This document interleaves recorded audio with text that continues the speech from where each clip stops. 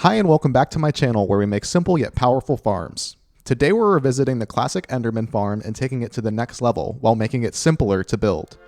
Our farm stands out with impressive features. Think about a maximum EXP rate, no Endermite, a one-hit kill on all Endermen, and minimal waterlogging. And despite packing all these powerful features, building this farm is incredibly easy, rivaling even the simplest designs out there.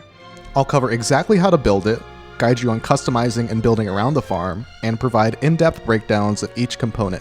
This is one farm you definitely don't want to skip. After reviewing many Enderman farms, my main sources of design inspiration came from Redstonia's use of boats to kill Endermen and Dashpum's line of sight approach. Alongside these two farms, I will compare with a one-hit farm by iJevon as a baseline for one-hit Enderman farms. These three maximum EXP farms will serve as benchmarks for us to compare this design to. And against these benchmarks, I made sure that our design would match or surpass these key aspects: build simplicity, EXP rates, complexity, and cost. And when comparing against these three farms, I quickly realized that all of them, including ours, has the same EXP rate. This is because Minecraft only lets you absorb so many EXP orbs per second, and the process of filtering the EXP orb by size is not yet practical or possible in the end dimension. And during this EXP analysis, I noticed that iJevon's farm seemed to give more EXP, visually speaking. This effect is due to the higher path EXP orbs take in his farm, which is more likely to cross your field of view on its way to your feet, where EXP is absorbed. So while iJevon's farm gives a visually impressive shower of EXP, it does not increase the absorption rate, making it the same EXP as other farms. When analyzing complexity, iJevon's farm is conceptually simple but suffers from its incredible size and height needed for fall damage, which gives it high build effort. Redstonia's farm has relatively simple redstone, but needs piston-based boat alignment and suffers from other issues that contribute to high build effort as well. And Dashpum's approach is incredibly simple, even reducing build effort by eliminating the need for an Endermite. However, this reduction comes at a cost in the form of requiring a player to waterlog over 70 leaves. Unfortunately, the 1.20.2 update altered the riding height of mobs and boats and their reach, which broke many boat-related farms, including Redstonia's. In addition, the new riding height altered the collision mechanics, causing pearls to scatter unpredictably. This change caused random flying pearls to further break the farm, this time in the attack detector. After modifying this once simple farm to keep it working in the latest patch, Redstonia themselves admitted that its main advantage of one-hit kills without needing a good sword is now outweighed by all the modifications and additional effort needed to handle the pearls in the new patch. This effort comes from the challenge of setting up a stack of boats, which requires complex alignment and is highly vulnerable to costly mistakes. According to the farm's designer, Redstonia, the boats, now combined with issues with pearls in the attack detector, makes this design fairly impractical. They weighed this against the effort of getting a good sword, as required by traditional farms like Gnembon's Endermini, and concluded that this setup, with all the new headache from the new patch, does not justify the effort. Learning from Redstonia's design challenges, I've refined their core concepts to address the issues that led to its decline. By refining the boat cage and enhancing the attack detector, we have a simple, effective, and modern version of the farm. Interestingly, our enhanced boat cage features Ender Pearl Collection, which means that if we adapt the cage from their farm design, we can prevent pearls from jamming the attack detector with a few tweaks. This makes it a viable alternative if your server disables armor stands. Because of these new headaches, Dashpum's farm stands out as the lowest effort and most cost-effective among these three farms. Our farm will match or surpass Dashpum's in terms of build effort and cost, depending on how you value waterlogged leaves. However, I'm confident that the additional benefits from our simple redstone, such as one-hit kills, pearl collection, and automatic pearl destruction, make it the preferred farm to build. As a side note, this tutorial will also cover an optional add-on that will enable you to load Shulkerboxes with pearls, and still destroy any excess pearls when you run out of Shulkerboxes.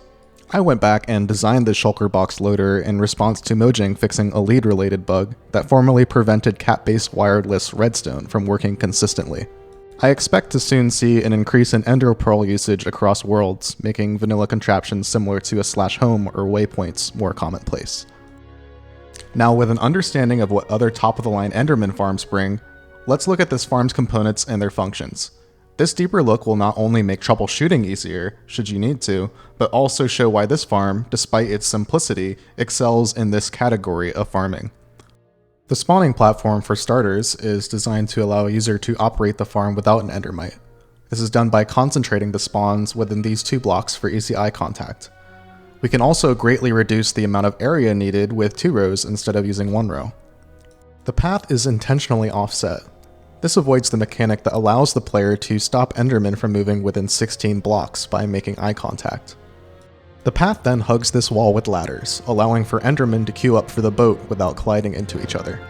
Our attack detector is greatly simplified over Redstonia's, consisting only of an armor stand, composter, and pressure plate. It takes advantage of the mechanic that causes armor stands to jump up when they're hit by a sweeping attack. This allows us to damage the Endermen before they die to entity cramming in the boats, which is required for them to drop EXP. Some servers, however, intentionally disable armor stands from being able to jump. If this is the case, you will need to ask your admin to re-enable a setting called Armor Stand Tick. Typically, boats do not like to be in the same spot. The slightest bump giving them any velocity causes them to scatter in all directions. This necessitates a special cage to keep the boats in place. To address this challenge, I developed a simple boat cage that also leverages the unique hitboxes of composters, and as well as an iron bar to securely hold the boats in place as Endermen are pushed into them. Traditionally, boat cages require careful alignment of boats with piston setups.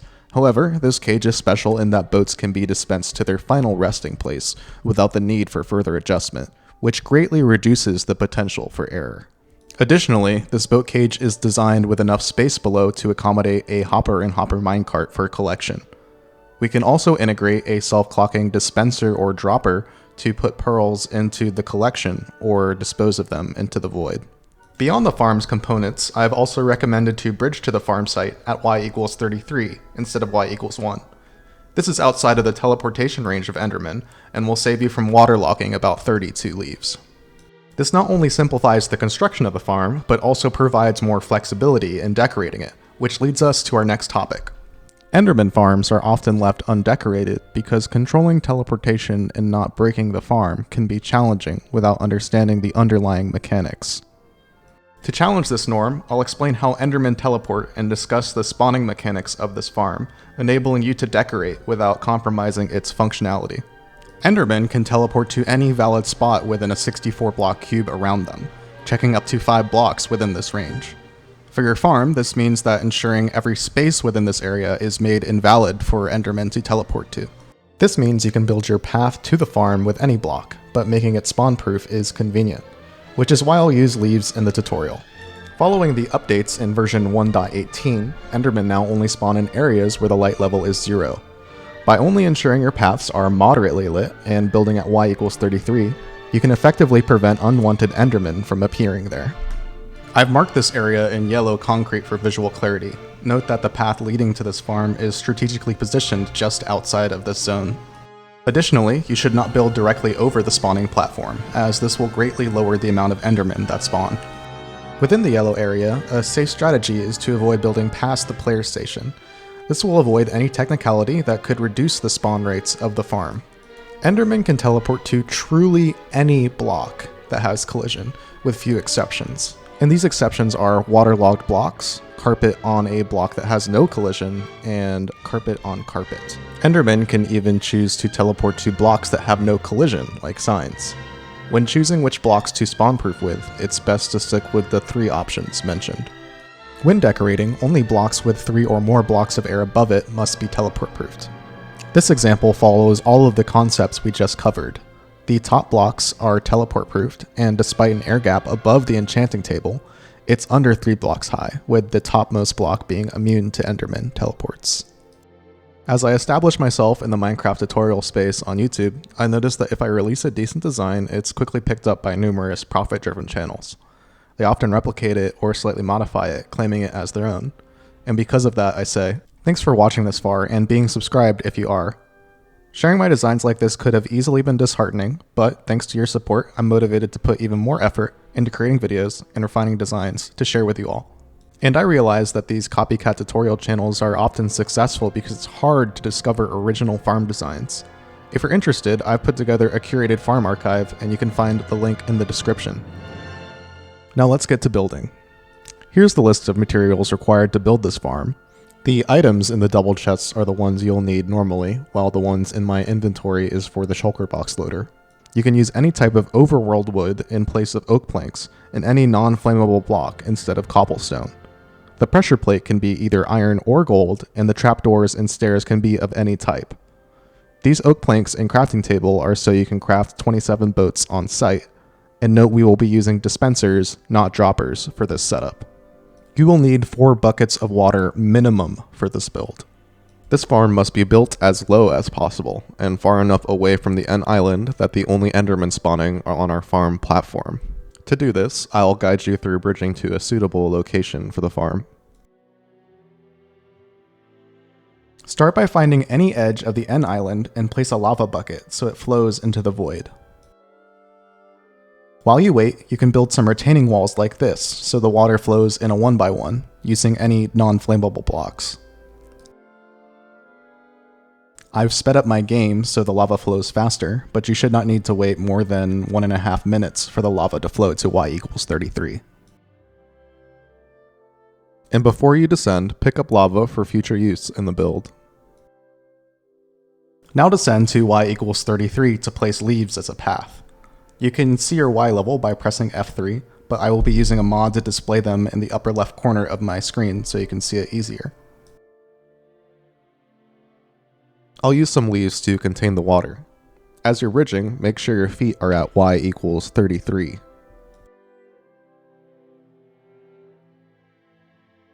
Begin bridging out 128 blocks. I find it easier to carry 2 stacks of leaves in my hotbar and check when those stacks run out, rather than trying to count each block. Once you've used up your 2 stacks of leaves, you can lower your render distance to 8 chunks to verify you are far enough away from the main end island. If you cannot see the main island on this render distance, you know you are far enough to continue building the farm. If you can still see the island, you should continue bridging out until only the leaf path is visible. Some servers will have render distances below 8 chunks, so you can't use this method. In this case, you should rely on how many leaves you placed. It's also a good idea to add a few extra leaves to the bridge just to be safe, and avoid the case where you did not start from the farthest edge of the main island. Once you confirmed you're far enough away from the main island, place 2 non-flammable blocks, then continue to build a ring to contain the lava and water as demonstrated in preparation for the final descent. Place a torch to prevent future Enderman spawns, then place lava and allow it to float to the bottom of the world.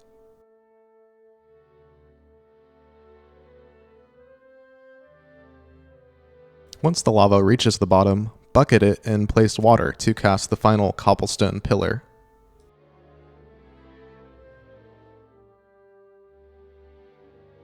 Place a leaf so your feet are at y equals 1, then place supporting blocks to place 2 inward-facing stairs.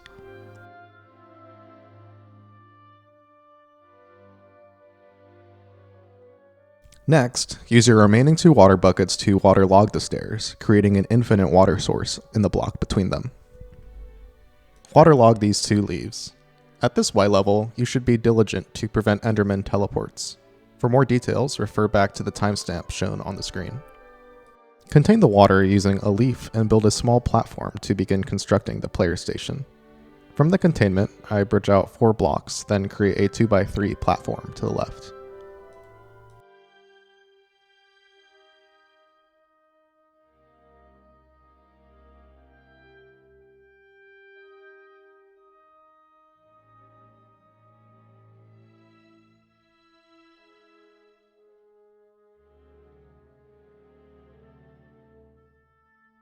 Extend the path by 4 leaves, then return to the platform. From this direction, place a trapdoor, then diagonally and to the right of the trapdoor, position a dispenser facing upwards, next to the leaf. Place a supporting block next to the dispenser, then add 2 cobblestones onto it. Position ladders on these cobblestones facing the path as demonstrated. Place leaves on the cobblestone, then set a composter 1 block above the dispenser. Place a piston above the rightmost ladder, then position an iron pressure plate on the composter. Return to the platform and place a leaf to set a trapdoor in the correct orientation adjacent to the composter. This arrangement prevents players from being hit by Endermen if the trapdoor is accidentally flipped.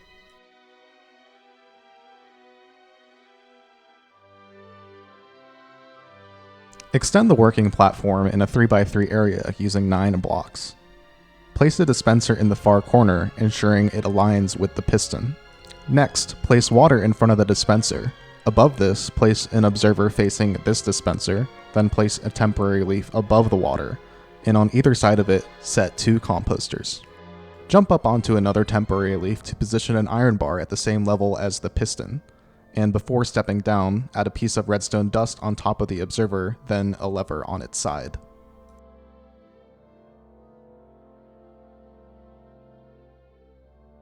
Remove these 2 leaves and place a chest that will serve as future pearl storage. Use this chest to manage your inventory, then set down a crafting table to craft 27 boats.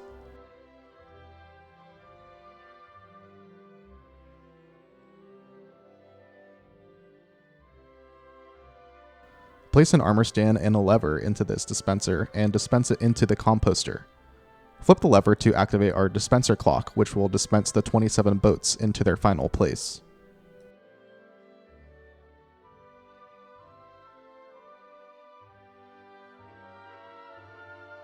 Now we'll work beneath the dispense boats. It is life or death to remain crouched until you are clear of the boats, as touching the edge of any boat here could propel you into the void.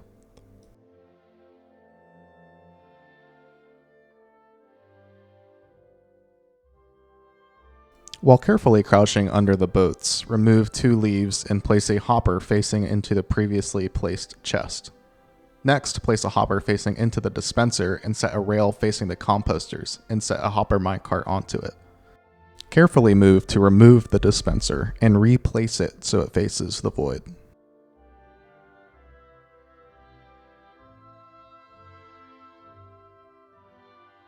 From this location, we'll start building our path to the spawning platform. I've organized my leaves in my hotbar to make counting easier, and I suggest you do the same. Bridge 1 block, then turn right, moving 1 block past the cobblestone. Then lay down a straight line of 16 leaves.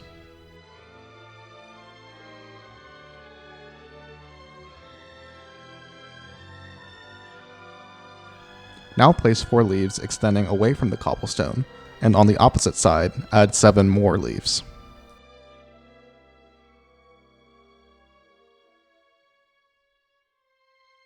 One block to the left of the junction, begin placing 2 rows of 4 leaves. This spot has been highlighted with the azalea leaves you see on your screen. From here, place 2 rows of 9 top slabs.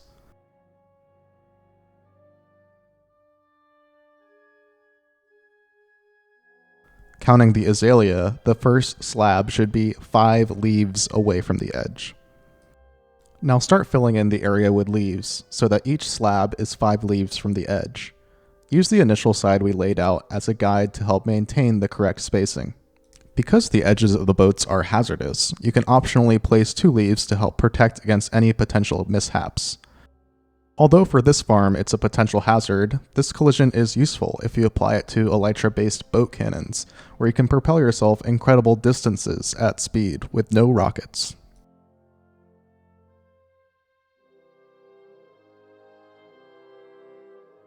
Once you've completed your platform, verify there are 5 leaves bordering all sides of the top slabs, and that there are 2 rows of 9 slabs for a total of 18. Return to the player station and place a 3x5 leaf roof centered on the piston.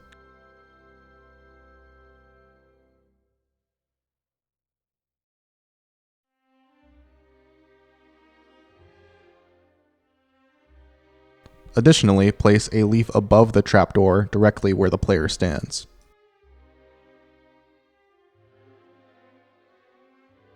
Now go and waterlog each leaf in the ceiling. You might need to move closer than me to waterlog them in survival mode. Additionally, you'll need to stand on the path to waterlog these particular leaves.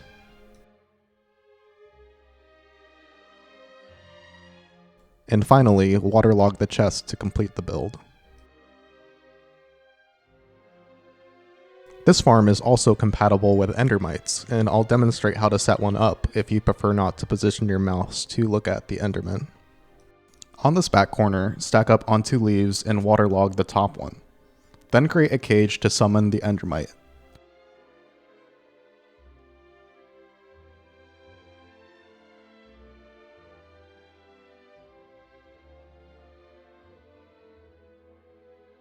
Place a minecart and begin throwing pearls with a name tag ready to name the Endermite and put it into the cart.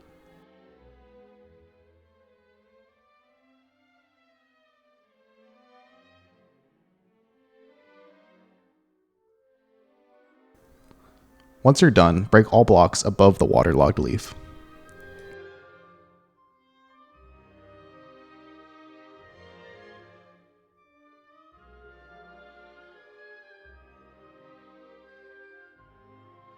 To use the farm, look between both rows of Enderman heads and swing your sword every 3 seconds or so.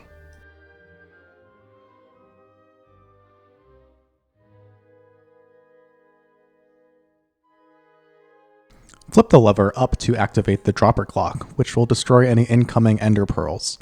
In most cases, the storage fills up completely before any pearls are destroyed, but it's possible to sync the system in a way that this is not the case.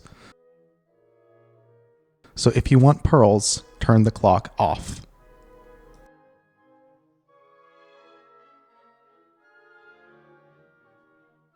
To make way for the Shulkerbox loader, remove the current storage and replace the dispenser with the dropper. From here on out, it will only be dispensers placed. There will be no more droppers. I hope you enjoyed this video. It's the most effort I've put into one yet.